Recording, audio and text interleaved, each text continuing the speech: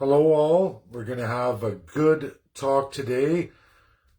Tina Marovich, this is for you. It's for First Nations, and it's for Canadians too, to learn a little bit something about how our system works, where we are in this world, and how we relate to our neighbor, the United States of America. So we're going to break down and go over the American Indian versus First Nations right here in Canada. Americans know this very well. They're a much older country, much older territory and institution. They developed very much differently, and we know with the African American, the struggles with those civil rights. We also know about the war against the American Indian, fought by Spanish, British, and French. And I mean war, to the point that the Americans fought that war to get out, and they went forward from there. The American Indian, which overlaps absolutely the First Nations of Canada. You can look at the historical maps. I had to do this work for Alberta independence. I had to know what laws, not only in treaty with our biggest trading partner, but absolutely international law. That's what actually brought me to all of this knowledge. You either learn it, or you're not going to do very well for an independence party looking to separate from Canada of the time. Now, I've changed direction. I'm incorporating all of Canada. We're going to try and fix Canada. But let's talk about what is and what isn't, what's real and what's not. And it is important for First Nations. I'm going to start with, there's some bad news today, but we're going to start with the Supreme Court ruling today on the extinct nation in BC, the American Indian who went to go hunt in British Columbia, where his ancestors absolutely, from his tribe, hunted and fished for many millennia. That's a fact. However, for British Columbia, the unceded land and all that territory, when you look at the map of BC, much, much different than Alberta, Saskatchewan, and parts of Manitoba, upwards of Northwest Territory and parts of Yukon, northern BC. There's a whole pile of unceded land in British Columbia. The name says it all right there. British Columbia. Coastal. Now, the American Indian, even though they went to war, things didn't go on the coast quite so the same way as the British had such powers against the First Nations in British Columbia. It's just because of that 49th parallel. The American Indians of the same overlap into Canada, USA, during time of absolute Britain. We're talking France, Britain. Canada's not even a country, okay? Not even a country. It's British territory. War of Independence. We're going back to the 1700s. We're looking at the Jay Treaty, which allowed between the British Empire and the United States of America for what is our First Nations here in Canada and the American Indian to absolutely, even to this day, go across to each border in each territory. We know there's a tremendous amount of crown land in Canada. Not so in the United States of America. We know Richard Nixon settled out the American Indian. They have tremendous amount of land.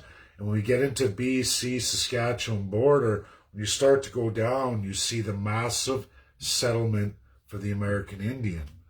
Treaty 7, this is just for my province, and that overlaps into BC.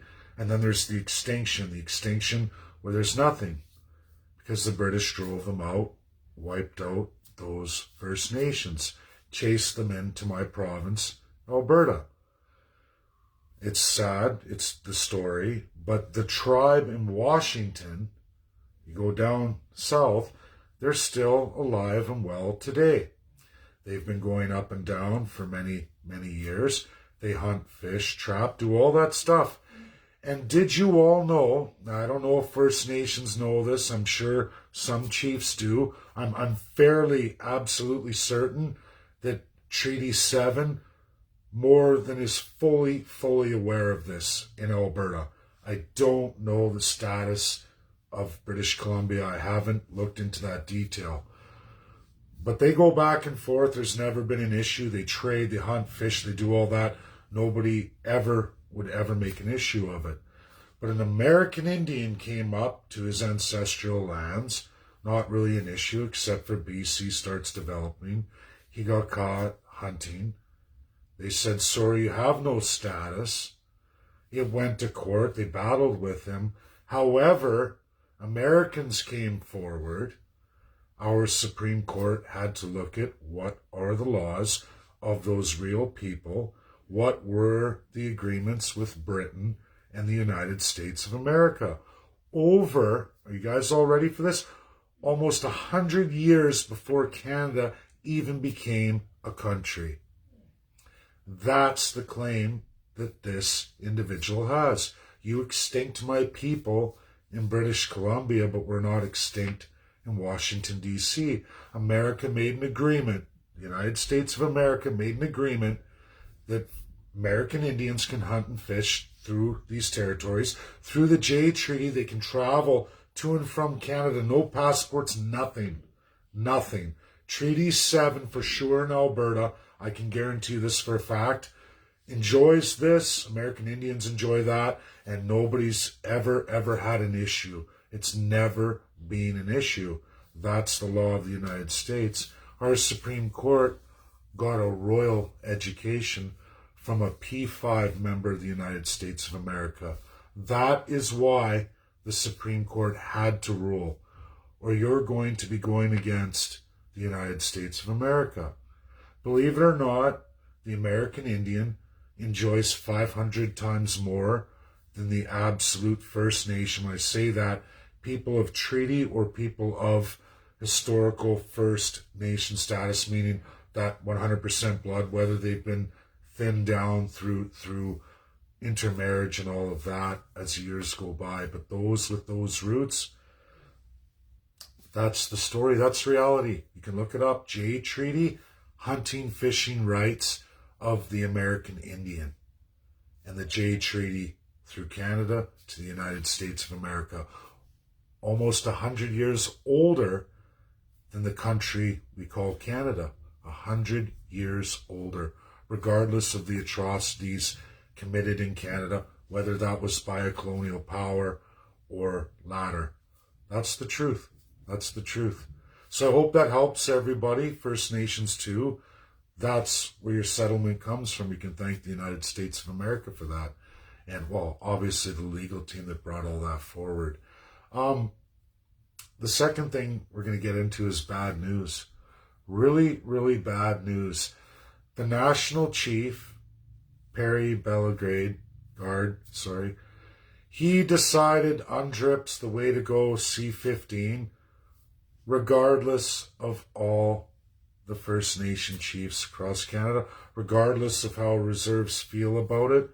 A non-binding agreement. They call it UN UNDRIP, United Nations for Indigenous Persons, right?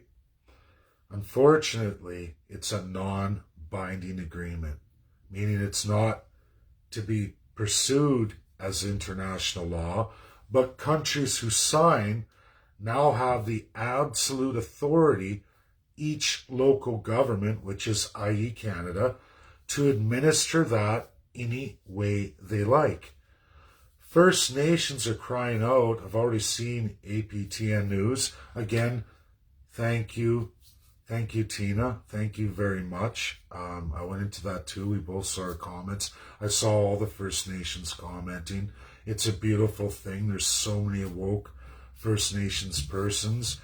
It's going to be Canada drip, which is really bad because it ignores the treaties in translation and giving that crown power who's guilty of genocide, who continues to be a genocidal power against the First Nations. What is that going to mean for the First Nations and Canadian citizens? It's bad news. They're going to use First Nations to block Canadian citizens Well, absolutely giving it all away to foreign interests. It's sad. I'm very disappointed. I guess I won't be contacting Perry in that regard. I guess that's that. It's a terrible, terrible way to finish off my Friday night. I'm upset about it. It's a negative for sure. I will get into more of it as we go. I may still try to talk to Perry, but I just know from Alberta and the First Nations of Alberta, not on board, not a unanimous at all. And I see the comments on APTN. So if the First Nations aren't on board, why would you be going with it? Well, some First Nations say because Perry believes he's going to get appointed senator down the road, which is very likely possible. The crown power bestowed on ultimately the Prime Minister. Scary stuff, right? Scary, scary stuff.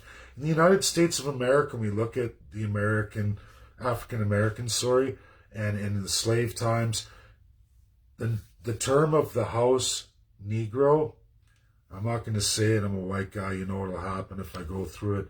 The term house Negro, the high-end, rat on all, the field slaves, absolutely loves the master. That comes to mind here. Just saying. Sorry to say that, but African Americans can understand what that is, and maybe for First Nations, have a look at that. That's what we're looking at here. Absolutely with corrupt government. So it's discouraging. It's discouraging for all Canadians, and it's absolutely discouraging for First Nations. It's going to be even much, much harder to fight the crown now. But I'm not going to give up, because I believe in all the chiefs and I believe in all the First Nations people, just as I believe in all Canadians. And I think we can all get past this. It's another kick in the pants. It's another knockdown. Last thing I want to get into is Renata Ford. People looking at my posts, some people commenting, oh, she's Richie Rich. This is all I'm going to say about Renata Ford. Okay, I've seen all her posts. Very religious, all the way up and after Christmas. She went dead silent, obviously this case. This is what I can tell all of you about Renata Ford. Married to Rob Ford, mayor. Great salary. They have a life. He had some troubles. Her life was greatly impacted. Doug Ford's mother says she has addictions issues. Yes, she got impaired a number of years ago. Her husband died. Doug Ford's executor of the state. 2 years after he died, Renata never saw a dollar. Nothing. That's fact. You can look, 2018, the reports, not a dollar. Going 2016, it's 2021, 5 years later. We know as of October 2020, she never got a dollar. All I'm going to say to all of you who say Richie Rich, his estate was forecasted at $985,000. Who knows? We don't know what line of credits were outstanding. We don't know the status of his business with those two brothers. All we know is that business obviously went down the toilet. Doug Ford's executor, we have a wife, we have 2 children. Sounds like a lot of money, right? What about all the bills outstanding? We don't know what those are. Renata went with 2 children, lost the income from Rob Ford. He had an insurance policy, life insurance. None of that materialized for 2 years with Doug Ford as executor. Now, I don't know about all of you, but when you have assets like that, you have utilities, bills, probably lines of credit cards, who knows what Doug left her, and Renata's got to carry that, and the income's gone. People, we're not talking wealthy. Just when you say, oh, look, at one time in my life, I was worth $250,000 at a $500,000 asset. I was set to retire at 54. I know lots of people, man or woman. I even spent a year and a half of my life helping people who get into bad divorces or in Renata's case, a bad widowing, or, you're left with children, you don't know where to turn, nobody's there for you, and the wolves of Wall Street, I like to call it, are all around you. Lawyers get into you. And this business, and Renata was locked out. As of 2020, 4 years after his death, she was locked out of all the money. Yes, there's a history there of remortgaging everything else, remortgaging to pay bills, 8.5% interest rate on $700,000. We don't know the status or the details. We don't know lines of credit. Rich is only a view that people look at as they see. They don't know the background financing. They don't know where the family's at. We know there were drugs involved with Rob. We know Renata had somewhat of a breakdown. We know she got impaired. There's never been drug issues for Renata. It's one family versus one widowed woman with 2 children. Go without any kind of money or support for 4 years, carrying the weight of assets and an estate like that when the executor doesn't settle it out. And they happen to be Premier of Ontario with tremendous power. I don't know everybody. I'm not going to say one way or another, but Richie Rich, I don't think so. That's my video today. I hope it helps a lot of people out. I hope it gets the wheels turning in people's minds, because any time in life, we never know what people are going through. Never throw the stone. I really believe that, unless you're free of all sin, or you haven't perpetrated what everybody has at some point, in some way, committed some sin against somebody else. We just don't know. And to judge a book by a cover of a family with that much power and a widow, I don't think so. Look at the history. That's just my opinion anyway. We don't really know. Thanks, everybody. Share the video. Get it out there. I'm very tired. I had a great last night. Can't get into it. Gonna have a great weekend. Lots of events. I'm gonna take this day to sleep and rest, recharge the batteries, and I'll look forward to seeing you all this weekend. Bye now.